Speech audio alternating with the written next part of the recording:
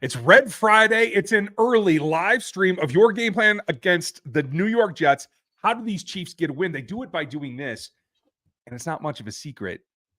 You just got to play your ass off, and that's what it comes down to. This is one of those games without Aaron Rodgers that the Chiefs need to chief.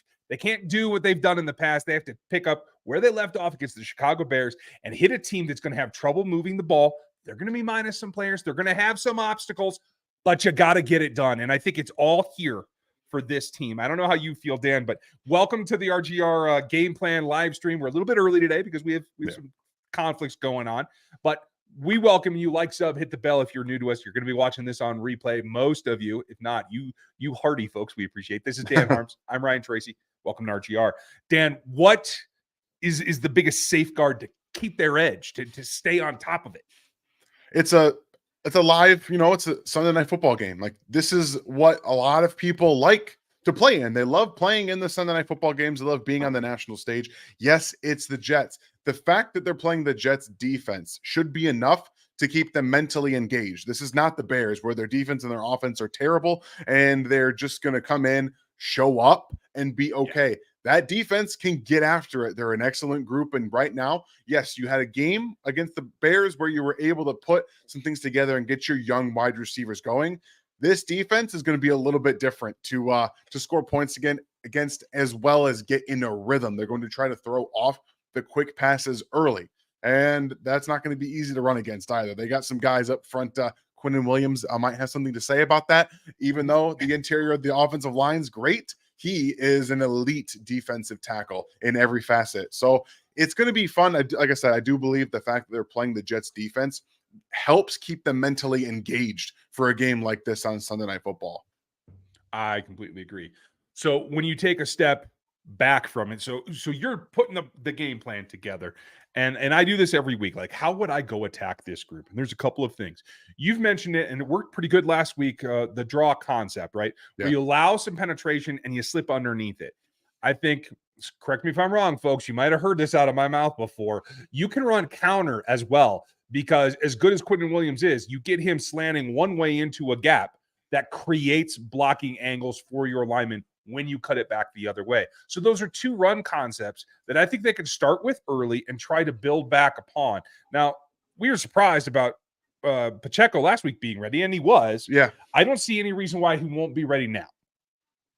I'm with you there. And this is, again, not even just with the draws and counters, the screens early in the game. You're going to want to exercise a lot of the bringing your defensive ends, your tackles into rush Mahomes, and then just dump off. Create space and try to get after it that way early to calm some of the pass rush. Because one thing is for certain, they're going to be coming after Patrick Mahomes, and they're going to be trying to get after these tackles. And I do think the one area that you can really get after him is with some power on the edge, and they've got some guys that can really pass rush. I wouldn't be surprised to see Quinnen Williams maybe play a little bit on the outside in this game, just to give the tackles a little more power. That, not to say that, Jermaine Johnson doesn't have any power, and some of their tackles and their defensive ends don't, but Quinnen Williams brings a whole different feel to the outside, much like Chris Jones does. It's a different area where you can guarantee some one-on-ones, and that wouldn't be surprising to me to see him do that in this game. But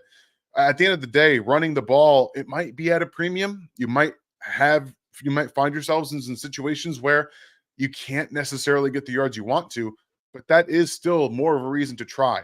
Early in the game, they're going to be expecting you to run the ball, and that's when you can get your offensive line into a groove. We've talked about it multiple times. If a defense is expecting you to run the ball, a good defense, and you can still churn out 4 to 5 yards at a pop, that's when you start to win margins in the game. Early in the game, if you can do that, you're setting yourself up for the rest of the games that you want to play in the future, but also for the passing game later, because that's how you're going to be able to set yourself up for success. So early in the game, I'd like to see them get Pacheco involved, use his energy to help influence the rest of the offense. Yeah, it's contagious, and he's really good at that aspect of it. And I think coming off of last week's momentum, I think they have to capitalize on that. We're going to talk about what our predictions are later in the show, folks. I'm sure we'll talk about the Taylor Swift effect. Yes, I had to say Taylor Swift again because it's happening, and my teenage girls are out of their minds about this thing. So I have to at least mention that for you guys that shouldn't be watching while you're at school. But anyway, just saying. When it comes to it, and good point from Eric, hitting the edges, tosses and sweeps. I love that. The pitch game, I think, is important. But I think rather than last week when we saw just one target for Kadarius Toney, I think they're going to try to work him in that direction. Let teams try to get horizontal with him and see if he can turn that up. For some reason, I just don't feel like they want to put a lot of pressure on him to go downfield for verts and really try to stretch. So see what he can do. Now, I personally feel that that's a little bit more grinding on his body than we really should be getting after right now. That seems to be the way that the team wants to go. If that happens, I think you're going to see a lot of hit or miss. And so it's going to be about bouncing back. If we can get some actual true play action this week, I think that will continue to build upon that and let the scariness be scary. You know what I mean? Yeah. It's funny. They were throwing the ball downfield to Kadarius last year when he was fresh in Kansas City. And since they've kind of went away from that a little bit, which I agree. I don't necessarily think that should be the area to use him in. I think that puts the most stress on his own body too. He's a guy who wants to make guys miss in the short area. And we've seen him do that and injure himself multiple times now. So maybe, just maybe, let him try to focus a little more downfield from time to time. You don't have to just feed him the ball into short areas and make him be the make you miss guy. Actually, let him be a wide receiver at times. Run a route, get some yards after, get down. I think he needs to focus on doing the basics. I don't care that you're a great athlete. You can make guys miss in space. That seems to be what triggers your body. Go out there, run a route, run a good route, get open, get the ball, maybe get down. Maybe not always try to make every single guy miss. Not try to retrack and backtrack all the way across a field. Just get down. Like, watch a little bit of Tyler Lockett tape. Go watch some Tyler Lockett because he is the best wide receiver at the NFL at getting open and getting down. He does not want to get hurt. He doesn't want to get hit. Sometimes you have to save your own body. And I think that he's going to have to take a little bit more of that if his body's going to hold up for a whole season. So play action will be fun. I do think if you can establish a little bit of a consistency in the run game early, you don't have to come out and run. You don't have to do that. Find a concept that you can execute against this defensive front, counter, draw, something that throws them off that they're not expecting. They're not expecting a counter on the first play of the game.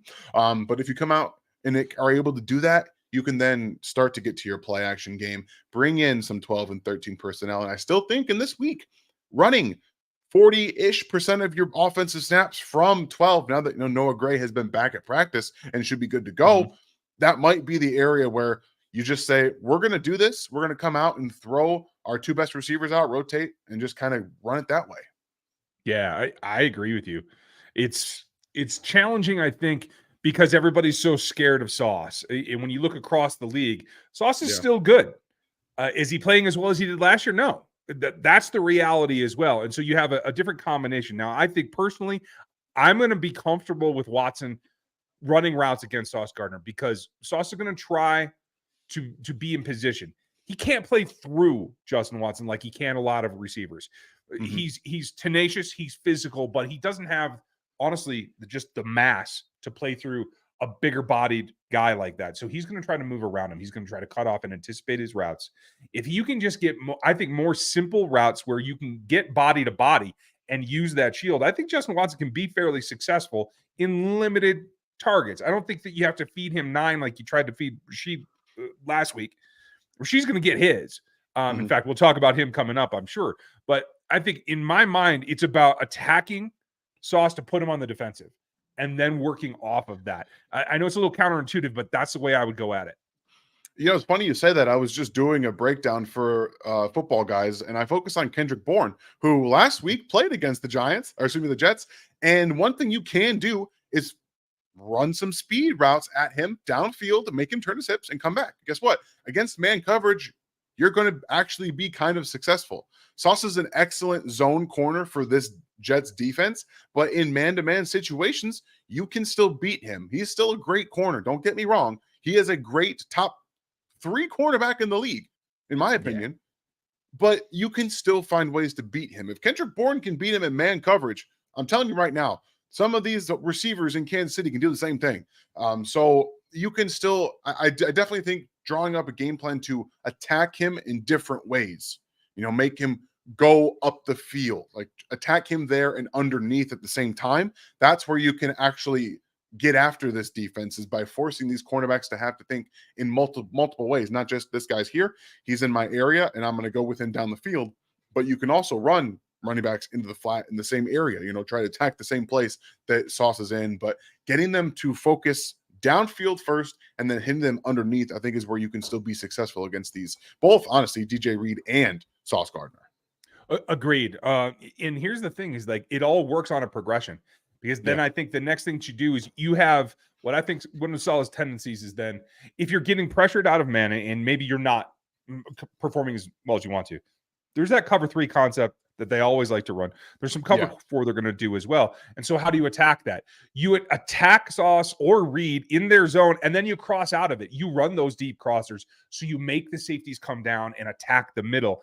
That allows you, I think, a lot more latitude in how you get just the first downs, the 12-yard chunks, those kind of things, where an underneath crosser is then wide open because you've had a guy leave his area of responsibility. And it's about the chess pieces for me when you're playing against Saleh's coach teams. Maybe that's an oversimplification, but that's the way that I would attack the passing game. The question is then, just how much does the defense have to do? Because the defense is a little bit, they're smarting right now. Let's be real. Just a couple of minutes before we started the report, Nick Bolton, Jalen Watson not going to be playing in this ball game. What does that change? I think I'm a little bit more concerned about Nick Bolton, who did not seem to really be that affected by the injury when it happened 2 games ago and didn't play last week, and now he's missing a second game. Is this, in your mind, more about the matchup, or is it more about just being precautious for the rest of the season? I mean, he didn't practice at all. So for me, it's like he's actually hurting. I would say that if he was limited basis practicing throughout the week and he didn't play, that would be it's the Jets offense. Aren't needed again for this game. But the fact that he's not been practicing tells me that there's something actually going on, that it's early in the season. So that also could be precautionary, that you're not practicing until you're ready to go 100%, because Nick Bolton is still very important to this team. And he's going to be very important later in the season when their schedule gets much more difficult and they play the Bengals, the Bills. I know that the Bengals haven't been off to a great start, but I'm telling you right now, they're going to end up rounding into form and they're going to need him to stop their run game, which will get back on track, in my opinion.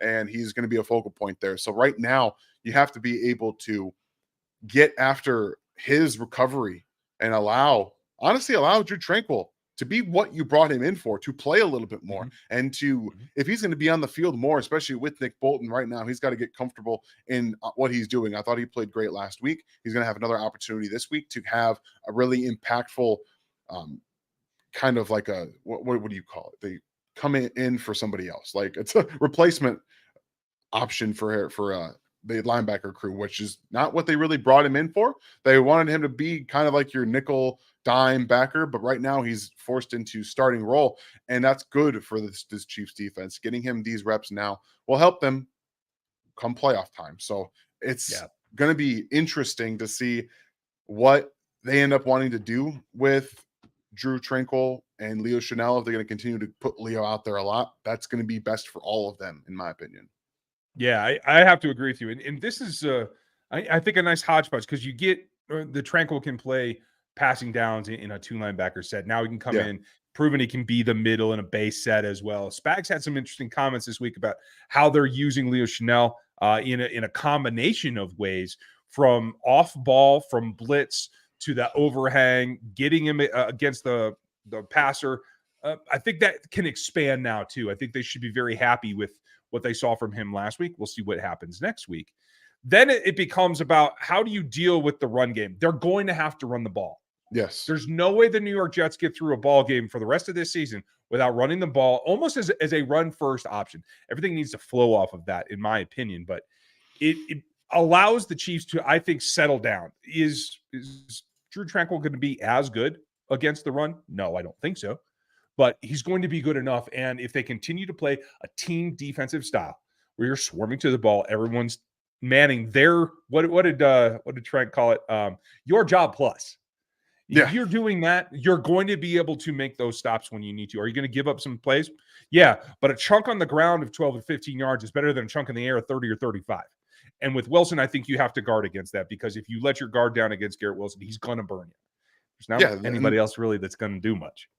No, they're wide receivers, Garrett Wilson, Allen Lazard, and Randall Cobb. We've seen Allen Lazard and Randall Cobb with Aaron Rodgers in Green Bay just last year. It's not so great. They're not as good. And when you don't have Aaron Rodgers on the field, Zach Wilson that we have seen has not been good. He's been the worst starting quarterback in the NFL, I think, in the last couple of seasons.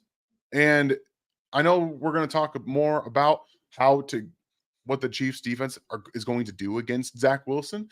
There's a question up here where do the Chiefs rush for or continue to get after him? Let me find it really quickly so I can put it. I got it. There we go. Eric, appreciate that. The comment here. I still think you have to keep your defense rotating. They are very good at playing games, at rushing for at times, at blitzing. Keep them doing the exact same thing. They're going to keep practicing against all the offenses that they play against. You don't want to get them into a place where they're just kind of sitting back and becoming predictable. You never want to do that with your defense, especially when they're as good as they are. So you're going to see Chris Jones play defensive end on third downs quite a bit. You're going to see them blitz Trent McDuffie. You're going to see them blitz L'Jarius Sneed. They're going to rotate their coverages. And I think that this is just as important, regardless of the quarterback you're playing, to keep them in their rhythm and not just say, oh, we don't have to do anything against Zach Wilson. Even some of the worst quarterbacks in the NFL can recognize what you're doing if you're just sitting back and only rushing for and pick you apart that way. So you never really want to get complacent in that regard. And plus, you might be able to get some of your cornerbacks some interceptions if you force him to throw the ball when he doesn't want to, which he really doesn't want to do in the first couple of seconds of holding onto there. He doesn't want to. He wants to wait and get the ball downfield to his guy, Garrett Wilson. So just keep rotating what you're doing. Blitz, play the different coverages that you're going to play. Keep the machine lubricated. I like that. It comes back to what I said at the top of the show. You got to keep your edge. It's on you. It's not what they're going to do or how they're going to attack. You're going to be able to adapt to all of that. It's you keeping your edge and making sure that you play your game. And that's something in the past that we've seen them slack off on. We've seen them go away from what could be most effective. I wish, and I cross every finger that I can cross, that what we saw last week was actually instructive of what we're going to see, in that there is that push through, not just winning, but completion.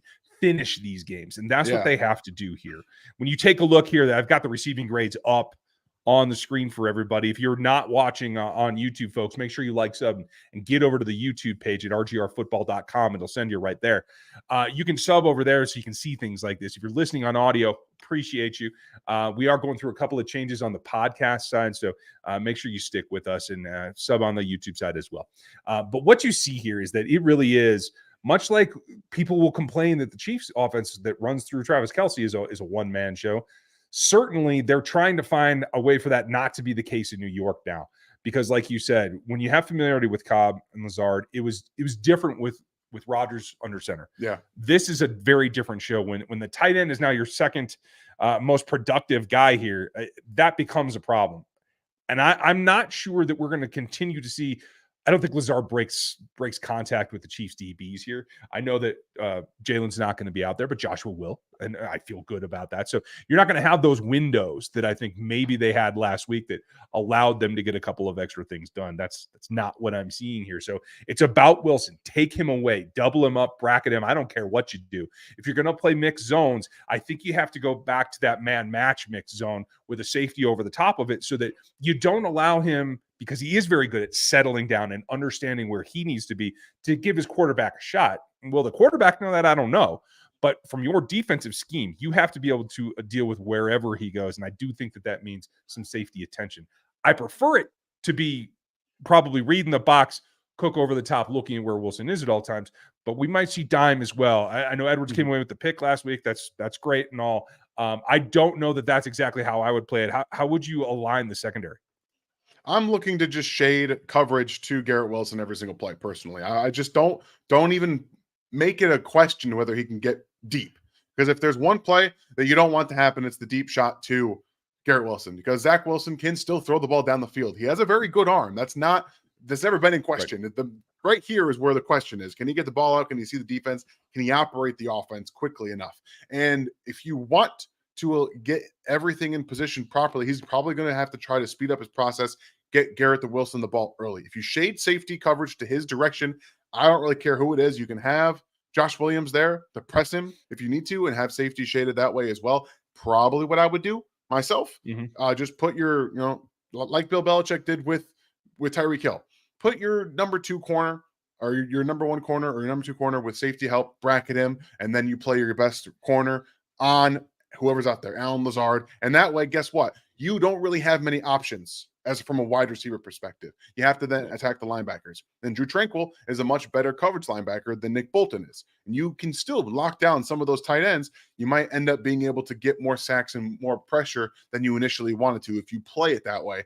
I don't think Spags is going to. That's what I would do personally. And to D-Mac's question here, concerns without Jalen Watson, there's always a little bit because they like to rotate Josh Williams and Jalen Watson a lot, but at the same time, they like to rotate a lot. So he's already going to have a lot of play, and they still will work in L'Jarius Sneed and Trent McDuffie on the outside as well too. So it's not like they're going to only see one guy the whole time and then only going to rotate those. So they can still play with their coverages. And don't forget that Jamar Conner can play in the slot as well. That can help your corner rotation, as Nick Jones should be active as well. You have some options in the slot that can let L'Jarius and Trent McDuffie play on the outside more than if you need it to happen that way too. I completely agree with you. And you might even see him try to go 12 with Conklin and Uzama. They might give you more of a look that requires, more physicality. So rush might even be a possibility. But Kale, I do think because of all these things, you are going to see a good dose of man. I don't know if it's going to be a lot different than last week, but I do think you are going to see it because depending on the personnel packages, all the Chiefs DBs can play man. They all have the physicality bug about them. That's why they're here. And I think that goes all the way down to a practice squad player like Rush that might get called up. You never know. But it's all across the board. You're going to have the toughest part with Wilson with the route running. Everything else I think is doable unless you get stuck in a secondary formation where you do have dual tights coming at you and you've got undersized corners. If you've got Nick Jones out there. I think Connor can man up and can play through the tight ends on this particular roster. Maybe not everyone in the league, but pretty well. So you will see, man, maybe a tick up, but I don't think it's going to be huge, Kale.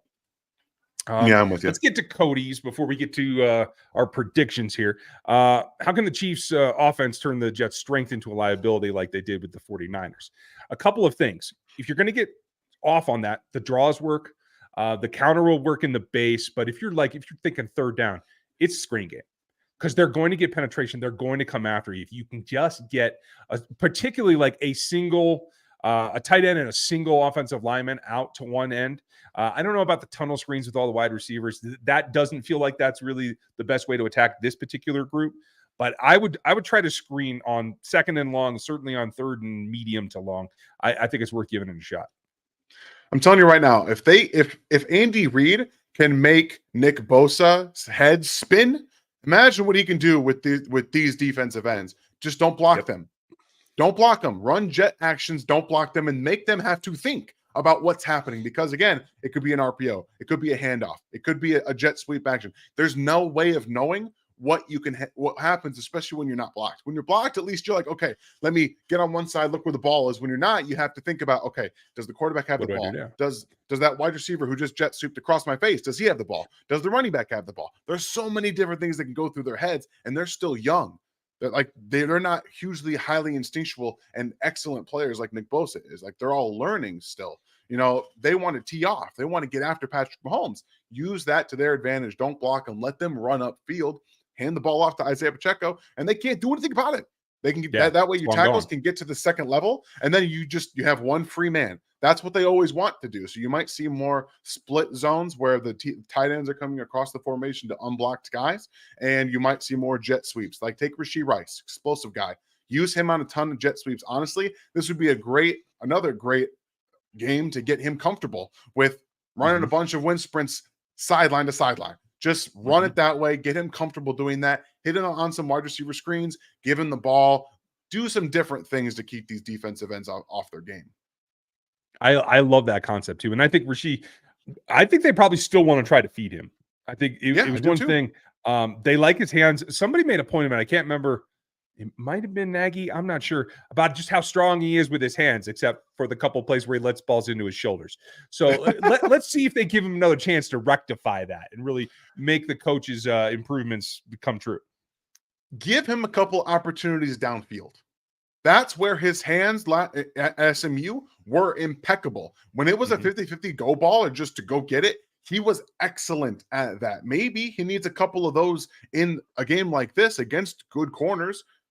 Yeah, show I have good hands, okay? Let me go make some plays that way. Maybe in the end zone. Give him a 50-50 ball in the end zone just to see what he's got. And yes, I know you guys want to see Ross as well. If they are in red zone, let's see if he can get some snaps and actually complete some routes. I think he's in position there, and that's probably how I'd like to see him start the most. They started him early in the package last week. Let's see what they do this time. He has a body type that I think you feel like, despite Sauce's and Reed's expertise, I think you might feel like the physical matchup there is something you want to look at. So I'm down with that. Before we get to our predictions, and we'll wrap that up, Austin was talking about defensive props that are now available on DraftKings, and appreciate that because you're absolutely right. That's one of the funnest parts. And a couple weeks ago, I wouldn't think that we'd be talking about Drew's tackle line. It should be, Austin, you're absolutely right. Both he and Nick Bolton were 100-plus tackle linebackers last year. Nick had, 180, and Trent was at 146, I want to say? Yeah, it was nuts, man. It was significant. So those are definitely places. And if you guys want to get in on the action, you can help us out by using our code at DraftKings. Let me throw it up here. It is just simple, RGR. Go to DraftKings, sign up, and use that code. That helps us, and it helps them, and it helps you because you get in the action. And I think this is the perfect time to get into that action. So that brings us to the magic moment here, Dan. And I think I went first last week. So what do you see happening? So, last week I had a 38-10 prediction. They won 41-10. So we're in the ballpark. This week we're going to go ahead. I think it's going to be a little less high scoring because the Jets defense I have a ton of respect for. They're going to force some different things out of this Chiefs offense. I think they're going to get to 28 points this year. I think this week it'll be 28-13 Chiefs. Okay. We're very, very close because I felt the same way. It's about taking away the possessions. If they run the ball effectively, as effectively as they can, I think they could cut the Chiefs' possessions down to 8 or 9 total. Yeah. And that keeps it down. And I think that if I'm solid, that's 100% my goal is to run the ball effectively enough to move the chains. I don't care if it's 3.5 yards a carry. If you're moving the chains, you're getting done what you need to accomplish. And I do think that's the way that they go about them. I do think there's just a little bit difference. I don't know, especially if you're going to try because of the makeup of this roster right now. I think they might be a little bit more experimental this week. Okay. And how that works out might lead to a couple of possessions that unfortunately fizzle within Jets territory, but don't get in the end zone. So I'm glad that you put it this way. I said it on Locked On Chiefs today as well. So I'm going to stick with it. And it's almost identical to yours. I have the Chiefs winning this 27-13 with just 2 drives that don't quite hit the end zone. So let us know what you think. We would like to hear your comments, your predictions down below. Dan will tell you when it makes sense and when it doesn't, because I've done some crazy things. Like to know if you guys want to do some crazy things. The game plan, put your comments down there. Give us your predictions. And if you would, hit the thumbs up while you're doing it as well. We did record this a little bit early. We would appreciate it if you guys would continue to check it out. If you're watching on replay, apologies for the time change, but we're glad that you're with us. Leave your comments in the regular comments below as well with your prediction, what you think is the best part of this game plan and what you would do differently. Definitely enjoy that. We hope that you guys are ready for it. We'll be live post-game, a little bit delayed because it's an away game. So we will definitely have the fallout for you. It's going to be late, but you want to be here because we're going to tell you exactly how it is. So look for Dan's, the shorts coming from Dan's film breakdown this week. Great drive. We have some great stats that Gary just put out yesterday. I'm going to have my thoughts as well. You can also get my notes and this week's where I'm at over in the members video. So check those out as well. I feel good about it, Dan. I didn't think we'd be here at this point in the season being like, hey, this should be easy victory. I don't want to use that word, but, you know, funny how times change. It always is that way, man. It feels like there's something different every single week when it comes to just how the injuries change the landscape of football. And one other thing that can change the landscape of it is that, you know, really quickly here, the do you think Chris Jones will be amped up to outplay Quentin for contract reasons? Like, this is another layer to the football game. Thank you for this, Dylan, by the way. I wasn't really thinking of this as something that can be impactful. It absolutely is. Quentin Williams got his extension. Don't forget, Chris Jones is out there to show, hey, I'm better than this player. I'm going to make it an impact on this game. So that's definitely something to think about. Thank you for making that comment in there, Dylan.